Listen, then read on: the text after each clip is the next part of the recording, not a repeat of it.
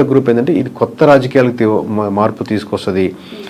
Zero politics వైపు చూడండి. అట్లాగా జీరో పాలిటిక్స్ అంటే డబ్బులు అది కాదు, ఖర్చు పెట్టే డబ్బులు ఇచ్చేది కాకుండా మామూలుగా రైట్ పీపుల్కి ఏం కోరుకుంటారు అలాంటి పాలిటిక్స్ మీదే చేస్తుంది. అలాంటిదే జనసేన ముందుకు తీసుకెళ్తుంది అన్న ఆ ఓట్ బ్యాంకింగ్ పర్స్పెక్టివ్ ఉన్న ఓట్ బ్యాంకింగ్ మటుకు ఎఫెక్ట్ పడుతుంది.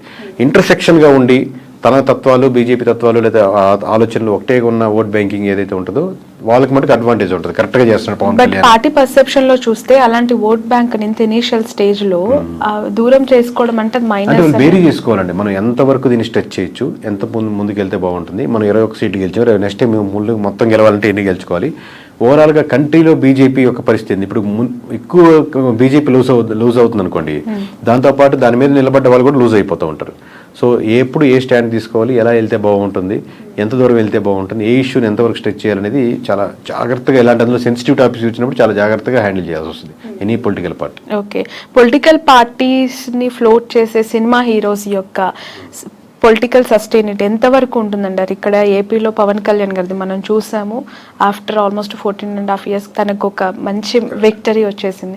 అక్కడ ఇప్పుడు అగైన్ మళ్ళీ మనం తమిళనాడులో విజయ్ గారి పార్టీ చూస్తూ ఉన్నాము. సో ఎట్లా ఉంటుందంటారు వాళ్ళ గ్రోత్? అంటే ఒక్కటండి, ఇప్పుడు ఎనీ పొలిటికల్ పార్టీ వీళ్ళకి అడ్వాంటేజ్ ఉంటుంది. సినిమాలు చెప్పినట్టు చాలా రోజులుగా first day openings, first show openings వరకు ఉపయోగపడుతుంది. వన్స్ ఒకసారి గెలిచేసాక, ఇప్పుడు గెలిచే వరకు 14 సంవత్సరాలు అక్కడ విజయ్ గారు స్టార్ట్ చేస్తున్నారు, లేదా గెలవచ్చు, లేదా ఎంజీఆర్ కావచ్చు, ఎన్టీఆర్ గెలిచిన తర్వాత వాళ్ళు తీసుకునే నిర్ణయాలను బట్టి ఇంకా మళ్ళీ సినిమా స్టార్ ఓటేరు. ఇప్పుడు నేను రాజశేఖర రెడ్డి కొడుకుని అని చెప్పినప్పుడు ఫస్ట్ టైం ఉపయోగపడుతుంది, నెక్స్ట్ టైం రాజశేఖర రెడ్డి కొడుకుగా ఓటేరు. అంటే మీరేం చేశారు, లేదా అలాగే హీరోగా నేను అభిమానిస్తున్నాను, హీరోగా ఓటేసాను, నెక్స్ట్ టైం ఇంకా అది ఉపయోగపడదు. నెక్స్ట్ టైం మీరు ఏం చేయగలిగారు, ఏం చేశారు, ఏ నిర్ణయాలు తీశారు, నా మార్క్ ఆఫ్ పాలిటిక్స్ ఏంటి, అబ్బా ఇది పవన్ కళ్యాణ్ తీసుకున్న నిర్ణయం, ఇది తన బ్రాండ్, ఈ చేంజెస్ మటుకు తన వల్లే వచ్చాయి, తను లేకపోతే ఇది ఇంపాసిబుల్ కేసు అన్న పీపుల్లో చేంజెస్ ఏం కనపడుతున్నాయని బట్టి 21 నుంచి 41 వెళ్ళడమా, 71 వెళ్ళడమా, లేదా 21 కూడా తగ్గడమా అనేది ఆధారపడుతుంది. ఈ 2029 చాలా దూరంగా ఒకసారి ఆలోచించి క్వశ్చన్ ముందుగానే అడగాల్సి వస్తుంది. 24 కంప్లీట్ అయిపోయింది. ప్రతిపక్షంలో జగన్మోహన్ రెడ్డి గారికి 40% ఓట్ బ్యాంక్ ఉందని ప్రతిసారి మాట్లాడుతూ ఉన్నారు. 29 సినారియో ఇదే కూటమి వర్సెస్ జగన్ గా ఉండబోతూ ఉన్నాయా ఎలక్షన్స్, లేదంటే Janasena will be back with BJP అయ్యే అవకాశం ఏమైనా కనిపిస్తుంది? చెప్పండి, చాలా లాంగ్ రన్ అండి. ఒకటి మటుకు ఫేవరింగ్ ఏంటంటే కాంగ్రెస్ చాలా బలపడుతుంది ఏపీలో కాదు, మొత్తం ఆల్ ఓవర్ ఇండియాలో. దాని ఇంపాక్ట్ అన్ని స్టేట్స్ లోనూ ఉంటుంది ఆబ్వియస్లీ. ఇప్పుడు బీజేపీకి 1% 2% ఉంది కదా, బీజేపీకి ఎవరు ఓట్లు వేస్తారు అనుకున్న స్టేజ్ కాడి నుంచి ఇప్పుడు ఎంపీలు కానీ ఎమ్మెల్యేలు కానీ గెలుచుకుని అసోసియేట్ ఉంటే బాగుంటుంది కదా అని ఉంటుంది. ఎందుకంటే ప్రతి స్టేటు సెంట్రల్లో గెలిచే పార్టీతో అసోసియేట్ అవ్వాలని కోరుకుంటూ ఉంటారు. Both are came from the ఒకే ఒక బ్రీడ్ నుంచి వచ్చిన వాళ్ళు, కాంగ్రెస్ కానీ వైఎస్ఆర్సీపీ కానీ. సో ఎంత కాంగ్రెస్ డెవలప్ అవుతా ఉంటే వైఎస్ఆర్సీపీకి తెలియకుండా డైరెక్ట్లీ ఆర్ ఇండైరెక్ట్లీ అంత ఫెచ్ అవుతూ ఉంటుంది. బీజేపీ యొక్క ఓట్ బ్యాంకింగ్, వైఎస్ఆర్సీపీకి ఉన్న ఓట్ బ్యాంకింగ్ కంప్లీట్లీ వేరే different set of vote banking. ఏముందో వైఎస్ఆర్సీపీ బీజేపీతో అసోసియేట్ అయినా లేదా ఉన్నప్పటికీ కూడా డైరెక్ట్లీ ఆర్ ఇండైరెక్ట్లీ ఇంతకుముందు వరకు. బట్ డైరెక్ట్గా వచ్చి నేను బీజేపీతో అసోసియేట్ అవుతున్నాను, బీజేపీ చేసేది రైటే, బీజేపీతో పార్టీతో మనం కలిసి ఉంటాం అని ఓపెన్ స్టేట్మెంట్ కానీ ఓపెన్గా వెళ్ళారు. ఎందుకంటే రెండు విభిన్నమైనటువంటి vote banking. But it comes to Congress తనకు ఒక ఫేవర్ ఉంటుంది, ఎందుకంటే ప్యారలల్ ఓట్ బ్యాంకింగ్, రెండు భావజాలం కానీ ఓట్ బ్యాంకింగ్ కానీ. సో అది ఎంత అడ్వాంటేజ్ అయితే అంత వైఎస్ఆర్సీపీకి ఫెచ్ అవుతుంది. So at the same time other side కూడా మన డెవలప్మెంట్ బాగుంటే వీళ్ళకి ఫెచ్ అవుతుంది. లేదు ఓన్లీ బీజేపీ తోనే అవుతుందంటే నష్టపోయేదానికి ఆస్కారం ఉంటుంది. వైఎస్ఆర్ కాంగ్రెస్ పార్టీ ప్యారలల్ గా చూసినప్పటికీ కూడా ఏపీ విషయానికి వస్తే there is very separate scenario అండి. కాంగ్రెస్ పార్టీ విషయంలో అక్కడ ఒక అన్యాయం చేసింది, మాకు ద్రోహం చేసిన పార్టీగా ఆ పార్టీ పైన ముద్ర ఉంది. అది ఎంతవరకు చెరిపేసుకుంటుంది ఆ పార్టీ అనేది మళ్ళీ ఒక క్వశ్చన్ మార్క్ గా కనిపిస్తుంది. సో అక్కడ గ్రో అనేది, కాంగ్రెస్ యొక్క గ్రో అనేది కనిపిస్తుందంటారా ఏపీలో? ఎందుకంటే ప్రత్యేక హోదా గురించి ఉద్యమాలు, ధర్నాలు ఇప్పటికీ డిమాండ్ చేసే అనేక మేధావులు ఉన్నప్పుడు సో దీని గ్రోత్ ఎట్లా ఉంటుందంటారు? ఆబ్వియస్గా దాని ఇంపాక్ట్ ఉంది. బట్ ఇంకా ఈ 4 years లో దాన్ని ఎలా కన్వర్ట్ చేసుకోగలరు, ఎందుకంటే కాంగ్రెస్ బలంగా ఉన్నటువంటి ఒకప్పుడు స్టేటే కదా. సో ఎంత కన్వర్ట్ చేసుకుంటారు అనేది ఇప్పుడు నుంచి తీసుకునే డిసిషన్ బట్టి ఆధారపడుతుంది అంటున్నాను. ఇప్పటికైతే మామూలుగా కాంగ్రెస్కి ఓట్ బ్యాంకింగ్ ఇక్కడ ఏపీ వరకు పెరిగిపోయింది, అద్భుతంగా ఉందని ఏం లేదు. బట్ నేను ఏంటంటే నేషనల్ వైడ్ నుంచి ఇంపాక్ట్ వస్తున్నప్పుడు దాని ఇంపాక్ట్ ఎంతో కొంత ఆంధ్రప్రదేశ్ మీద కూడా పడేదానికి ఆస్కారం ఉంది. ఇప్పుడు మనల్ని కూడా అబ్జర్వ్ చేస్తుంటారు కదా సెంట్రల్లో ఏ గవర్నమెంట్ రాబోతుంది అనేది. సో దాని ఇంపాక్ట్ దీని మీద పడుతుంది అంటున్నాను. ఇప్పుడు కూటమి ప్రభుత్వానికి సంబంధించి 3 పార్టీల కూటమి ఇది. ఒక 1.5 year 2 years తర్వాత ఖచ్చితంగా టీడీపీ సింగిల్ గానే మళ్ళీ నెక్స్ట్ ఎలక్షన్స్ కి బరిలో దిగే అవకాశం ఉంది.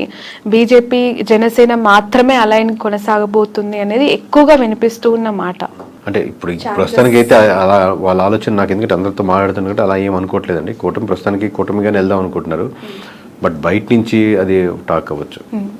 ఎందుకనంటే ఎక్కడో ఇంటర్నల్ గా కొన్ని క్లాషెస్ అయితే స్టార్ట్ అయ్యాయి. అవి ఉంటాయి మేడం. ఎందుకంటే ఒక వైఫ్ అండ్ హస్బెండ్ మీద 100 ఇష్యూస్ ఉన్నట్టు అబ్వియస్గా ఇది 2 పార్టీలు, 2 డిఫరెంట్ భావజాలు ఉంటాయి, 2 వీళ్ళ ఆస్పిరేషన్స్ ఎక్కువ ఉంటాయి. ఎప్పటికైనా టీడీపీ కార్యకర్తలు ఏమనుకుంటారు, చంద్రబాబు నాయుడు గారే ఉండాలి, తర్వాత లోకేష్ గారే ఉండాలి, ముందుకెళ్ళాలనుకుంటారు.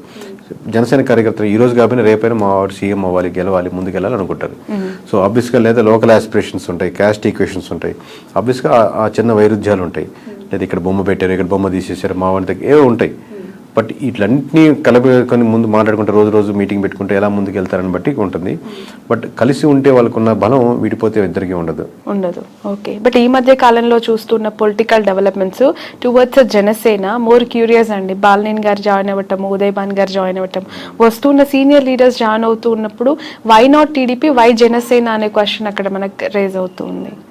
అంటే అక్కడ ఉన్నటువంటి సమీకరణాలు బట్టి ఫ్యూచర్లో ఇదైతే బాగుంటుంది కదా, అక్కడ ఉన్న క్యాస్ట్ ఈక్వేషన్స్ అన్ని పెట్టి జాయిన్ అవుతారండి. ఇంతకుముందు బాలినేని గారు కూడా ఇప్పుడు అంతకుముందు టీడీపీ నుంచి ఆఫర్ వచ్చింది, లేదా జనసేన నుంచి ఆఫర్ వచ్చి ఉండొచ్చు, లేదా ఇప్పుడు అయిపోయిన తర్వాత ఇప్పుడు ఆల్రెడీ టీడీపీ నుంచి వాళ్ళు క్యాండిడేట్ ఉన్నారు కదా, గెలుచున్నారు కదా, మన నెక్స్ట్ జనసేనకి అయితే బాగుంటుందని లోకల్ సమీకరణాలు పట్టుకొని ఆ డిసిషన్ తీసుకుంటా ఉంటారు ఎనీ ఎమ్మెల్యే. బట్ ఈ జాయినింగ్స్ అనేవి ఈ 2 పార్టీస్ మధ్య ఏమి క్లాషెస్ కి దారి తీయదా మోర్? అంటే ఎందుకంటే ఆల్రెడీ ఒక పెద్ద పార్టీ ఇద్దరికి ఒక అండర్స్టాండింగ్ ఏంటంటే అండి, ఇప్పుడు మీకు ఇందాక వైఫ్ అండ్ హస్బెండ్ ఎగ్జాంపుల్ ఏంటంటే మీకు ఒక పిల్లలు, అందుకే మీకు కామన్ గోల్ ఎక్కువ ఉంటుంది. At the same time me individual మీకు కొన్ని లక్ష్యాలు ఉంటాయి, మీకు ఆయనకు ఎక్కువ లక్ష్యాలు ఉన్నట్టు. ఇక్కడ ఏమవుతుందంటే ఆబ్వియస్లీ రేపొద్దున నా పార్టీ బలోపేతం చేసుకోవాలని ఇరు పార్టీలకి ఉంటుంది, ఇరు పార్టీ లీడర్లకి ఉంటుంది. సో ప్యారల్గా ఒకటి మీకు తెలిసినా ఒకటి తెలియకపోయినా 2 పార్టీలు తన పార్టీ బలోపేతం చేసుకోవాలని వర్క్ చేసుకుంటూ ఉంటాయి. దాంట్లో ఎటువంటి సందేహం లేదు. ఎన్నికలకి ముందు వైఎస్ఆర్సీపీ నుంచి చాలా మంచి లీడర్స్, సీనియర్ ఫైనాన్షియల్ స్ట్రెంగ్త్ ఉన్న లీడర్స్ ని వైసీపీ పోగొట్టుకుంది. అది ఎంతవరకు కారణం అనేది ఇప్పటికి కూడా వాళ్ళు తెలుసుకున్నారో లేదో తెలియదు, కానీ బాలినేని లాంటి సీనియర్ లీడర్స్ ఇప్పటికీ కూడా వెళ్ళిపోతూ ఉన్నారు. వాట్ ఈస్ వైసీపీ ఫ్యూచర్ అండి, వైఎస్ఆర్సీపీ భవితవ్యం? అంటే ఇంతమంది 11 వచ్చినప్పటికీ కూడా కొంతమంది ఓడిపోయినా సీనియర్స్, ఇప్పుడు బొత్స గారు అవ్వచ్చు, పెద్దిరెడ్డి గారు అవ్వచ్చు, విజయసాయి రెడ్డి, ఇలాంటి పెద్ద సీనియర్ లీడర్స్ ఉన్నారు. సో ఎలా ఉండబోతుందంటారు ఫ్యూచర్, ఆ పార్టీ భవిష్యత్? అంటే ఎనీ పార్టీ అండి, నాట్ ఓన్లీ వైఎస్ఆర్సీపీ, ఎనీ పార్టీలో లీడర్స్ పోతుంటారు. ఇప్పుడు టీడీపీ నుంచి కూడా చాలా మంది వైఎస్ఆర్సీపీకి వెళ్ళినప్పుడు, లేదా ప్రజారాజ్యం నుంచి చాలా మంది మూవ్ అయ్యి ఉంటారు. పార్టీ మీరు స్ట్రక్చర్ అదే కాన్సెప్ట్ నిలబెట్టుకుని అదే ముందుకు వెళ్తూ ఉంటే లీడర్స్ వస్తుంటారు, పోతుంటారు, పార్టీలు ముందుకు వెళ్తూనే ఉంటాయి. బట్ మీరు అదే కాన్సెప్ట్ని, ఆ కాన్ఫిడెన్స్ని పీపుల్లో బిలీవ్ చేసేటట్టు ఉండగలిగితే టైం కొంచెం గడిచిన తర్వాత మీకు మళ్ళీ జనాలు నమ్మేదానికి ఆస్కారం ఉంటుంది. మీరు అసలు బిలీఫ్ సిస్టమే కోల్పోయారు అనుకోండి, లీడర్స్ మొత్తం 175 మంది యాస్టీజ్గా ఉన్నా కానీ ఏం గెలవలేవు. మీ సలహా ఏంటి? ఎవరికండి? 40% ఓట్ బ్యాంక్ వచ్చింది, 11 సీట్లే వచ్చాయి, అయినా ప్రతిపక్షంలో కూర్చున్నారు, ప్రతిపక్ష హోదానే లేదు అని చెప్పి మాట్లాడేవాళ్ళు. మీరు ఒక కేకే కన్సల్టెన్సీ నుంచి యాజ్ అ సీఈఓగా జగన్మోహన్ రెడ్డికి కావచ్చు, వైఎస్ఆర్సీపీకి కావచ్చు, వెళ్తాం అనుకునే లీడర్స్ కావచ్చు, వాట్ ఈస్ యువర్ అడ్వైస్? ఒక్కొక్క ఇండివిజువల్ ఎమ్మెల్యేకి ఒక్కొక్క నియోజకవర్గం బట్టి ఆబ్వియస్గా మేము ఇదే టెక్నికల్గా మేము ఇదే వాళ్ళ దగ్గర మనం చార్జ్ చేసి తీసుకొని అక్కడ వర్క్ చేసి సర్వే చేసి ఏది కరెక్ట్ ఉంటుంది, బాగుంటుంది, ఏది గెలిస్తే బాగుంటుంది అని చెప్తుంటాం. బట్ మీరు జనరలైజ్ స్టేట్మెంట్ అడుగుతున్నారు కాబట్టి ఇమీడియట్గా చెప్పలేదు. కొంతమంది ఏంటంటే అండి, నేను మళ్ళీ నెక్స్ట్ టైం గెలవాలి అనేది వస్తుంటారు. ఈ పార్టీ కాబట్టి ఏ పార్టీ అయినా గెలవాలి, నేను గెలిస్తే చాలు, ఏ పార్టీ అయినా పర్లేదు అది చెప్పండి అంటుంటారు. సో ఓవరాల్గా మీకు ఎక్కడైనా సరే ప్రజలు ఏం కోరుకుంటున్నారో ఆ ప్రజల పర్స్పెక్టివ్లో మీరు వర్క్ చేస్తున్న రెడీగా ఉందా లేదా, ఫ్యూచర్లో నాకు ఇక్కడ అవకాశం ఉంది అనుకుంటే రైట్. పార్టీ యాంగిల్ లో ఇది జనరలైజ్ స్టేట్మెంట్ చెప్పలేదు. అంటే జగన్ గారు ఏం చేస్తే ప్రతిపక్షంలో ఇంకా బెటర్ గా వాళ్ళు ఎవరైనా అంటే ఇప్పుడు వీళ్ళు సిట్టింగ్ అయినా అపోజిషన్ ఒకటే, దీంట్లో ఏం పెద్ద ప్రిన్సిపల్లో ఏం తేడా లేదు. దీంట్లో మనం చెప్పేది గ్రౌండ్ రియాలిటీలో ఎటువంటి ఇష్యూస్ ఉన్నాయి, ప్రజలకు ఎక్కడెక్కడ మద్దతు కావాలి, ఏ వర్గాలకి నేను నిలబడాలి, అన్ని వర్గాల్లో నేను నాయకుడిగా నేను నిలబడాలి. నేను కాదు, నేను లీడర్స్ కాదు. లీడర్ ఎప్పుడు ఇంకా గొప్ప లీడర్ అవుతా అంటే మీరు ఎంతోమంది లీడర్స్ని రకరకాల సెక్షన్స్లో తయారు చేసినప్పుడు గొప్ప లీడర్ అవుతారు. అది ఇప్పుడు నేను రిక్రూట్ చేసుకుంటున్నాను, ఇప్పుడు మేము ఇంట్రెస్ట్ చేస్తా ఉన్నాను. ప్రతి ఇంటర్వ్యూలో నేను చూసుకునేది అంశం ఏంటంటే నాకంటే ఇతనికి లేదా అమ్మాయికి ఎక్కువ టాలెంట్ టెక్నికల్గా ఈ విషయంలో ఉందా, లేదా ఆల్రెడీ ఉన్న వాళ్ళకంటే ఎక్కువ టాలెంట్ ఉందా అని చూసుకొని లీడర్ అవుతాడు. నాకంటే ఎక్కువ టాలెంట్ ఉండకూడదు, నేనే లీడర్ ఉండాలి అనేది కంటే కూడా ప్రతి నియోజకవర్గంలో ప్రతి అంశంలో నాకంటే వాక్చాతుర్యంలో కానీ, మాట్లాడే విషయంలో కానీ, సబ్జెక్ట్ నాలెడ్జ్లో కానీ, మాట్లాడితే కరెక్ట్గా మాట్లాడే పర్సన్స్ కానీ, అంటే అపోజిషన్ కూడా చాలా టెక్నికల్గా మాట్లాడుతున్నాడు, చాలా రైట్ ఇతను, ఓన్లీ అరిచేసి ఏదో తిట్టేసినట్టు కాకుండా అలాగా టెక్నికల్ సబ్జెక్ట్ ఉండే లీడర్స్ని మీరు డెవలప్ చేయగలిగితే ఈ ఉన్న 4-5 సంవత్సరాల్లో మీరు మళ్ళీ గవర్నమెంట్ ఫామ్ చేయడానికో లేదా మీరు ముందుకు రావడానికో తేడా ఉంటుంది. కానీ ఇదే పద్ధతిలో వెళ్తే, ఇదే లైన్లో వెళ్తా ఉంటే మళ్ళీ మీకు కష్టమే. ఓకే. ఈ 2 తెలుగు స్టేట్స్లో ప్రాంతీయ పార్టీలకు ఎంతో కొంత రోడ్ బ్యాంక్ని కైవసం చేసుకొని సస్టైన్ చేస్తున్న పార్టీస్ని మనం చూస్తూ ఉన్నాం. ఇక్కడంటే ఇప్పుడు కాంగ్రెస్ అధికారంలోకి వచ్చింది, అగైన్ అక్కడ మళ్ళీ ప్రాంతీయ పార్టీ, కోర్స్ జాతీయ పార్టీ అయినప్పటికీ కూడా వాళ్ళు ప్రాంతీయ పార్టీగానే ఎస్టాబ్లిష్ అయ్యారు, టీడీపీ. సో ఒక ప్రాంతీయ పార్టీ యొక్క ప్రభావము, వాళ్ళ ఇంపాక్ట్స్ 2 స్టేట్స్లో ఇంతకాలం చూసిన ప్రజలు మతతత్వ రాజకీయాల్ని, మతతత్వ పార్టీలను ఎంకరేజ్ చేస్తాయా, కన్సిడర్ చేస్తాయా? అంటే ఇప్పుడు నేను నేషనల్ వైజ్గా చెప్తున్నా కదండి, మతానికి ఉన్న సంబంధించిన ఓట్ బ్యాంక్ అంటే ఇక్కడ ఎస్పెషల్లీ 2 తెలుగు స్టేట్స్ గురించి నేను మాట్లాడు. అంటే కంపేర్ టు నార్త్లో పోలిస్తే ఇప్పుడిప్పుడే సౌత్లో బీజేపీది కూడా ఇంకొంచెం ఉంది. కంపేర్ చెప్తున్నాను, నార్త్లో ఎక్కువ బీజేపీ ఆల్రెడీ ఒక సాచురేషన్ పాయింట్కి వెళ్ళిపోయింది.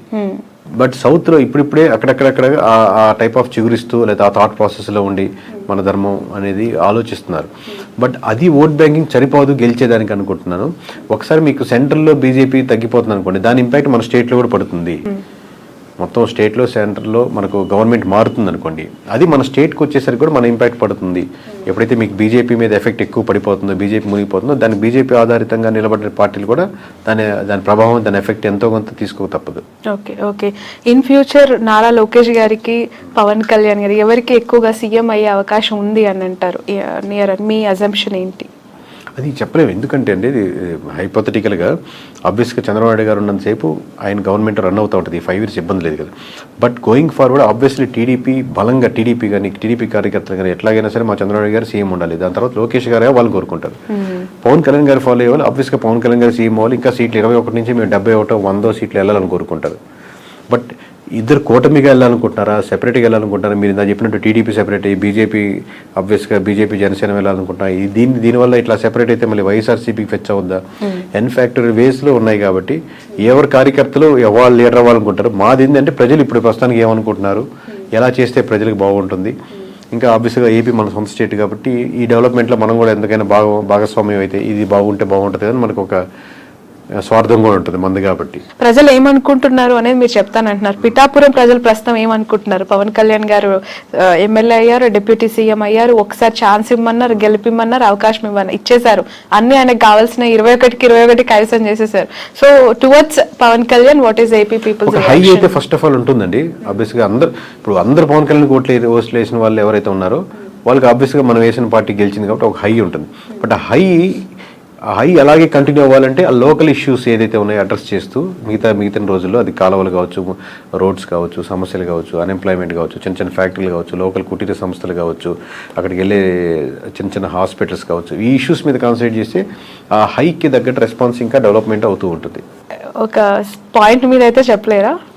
అదేనండి, అది కంటిన్యూ చేయాలి. ఇప్పుడే కదా స్టార్టింగ్, ఇంకా కంటిన్యూ చేయగలిగితే దాన్ని ఉంటుంది. కానీ ఆ హై మటుకు ఉంటుంది అంటున్నాను. మిగతా నియోజకవర్గాల్లో లేని హై పిఠాపురంలో ఉన్న వరకు హై వస్తుంది. ఎందుకంటే మనం వేసి గెలిచాడరా, మనం అంటే మొత్తం రాష్ట్ర వ్యాప్తంగా ఇచ్చారు. ఇప్పుడు మాకు తెలుస్తుంటుంది కాబట్టి లోకల్గా వాళ్ళు గెలుస్తారా, ఓడతారా, మెజారిటీ ఎంత 10,000, 20,000 ఇంత హైతో చూశారు కాబట్టి రిజల్ట్ రాగానే ఆ హై కంటిన్యూ అవుద్ది. బట్ ఆ హై కంటిన్యూ అలాగే అవ్వాలి అంటే మీరు ఇష్యూస్ మీదే ఐడెంటిఫై చేసి వర్క్ చేయాలి.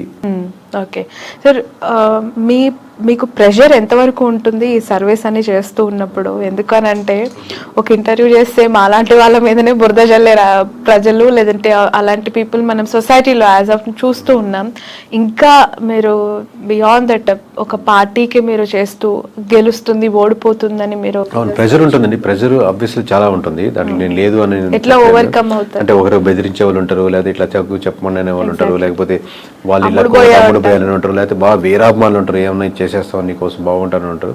బట్ నేను మోస్ట్లీ నేను పరంగా కానీ నా కంపెనీ నేను ఎవరు ట్రై చేసేది మనం వీటికన్నిటికీ దూరంగా ఉందాం, మన పని మనం చేసుకుంటూ వెళ్దాం అని ట్రై చేస్తుంటాం. కానీ ప్రెజర్ అయితే విపరీతంగానే ఉంటుంది. లిక్కర్ పాలసీ ఇంపాక్ట్ ఎంత ఉందండి? ఆ గవర్నమెంట్ ఓడగొట్టడానికి ఈ గవర్నమెంట్ గెలిపించడానికి అది మేజర్ ఇంపాక్ట్ అంటారా? 1% ఇప్పుడు అన్ని ఒక్కొక్క పర్సెంట్ యాడ్ చేసుకుంటా ఉన్నాం అంటే వైఎస్ఆర్సీపీ నుంచి టీడీపీకి వచ్చిన ఓట్ బ్యాంకింగ్లో ఖచ్చితంగా ఒక 1% అయితే ఓట్ బ్యాంకింగ్ లిక్కర్ పర్స్పెక్ట్లో వచ్చిన ఓట్ బ్యాంకింగ్ ఉంటుందండి. ఇప్పుడు కొత్త పాలసీస్ ఇప్పుడే తీసుకున్నారు కాబట్టి అది ఇంప్లిమెంటేషన్ అయ్యి రేపు పొద్దున 1వ తారీఖు నుంచి రిజల్ట్ చూసి దాన్ని ఎలా ఉన్నాయని చెప్పగలుగుతాం.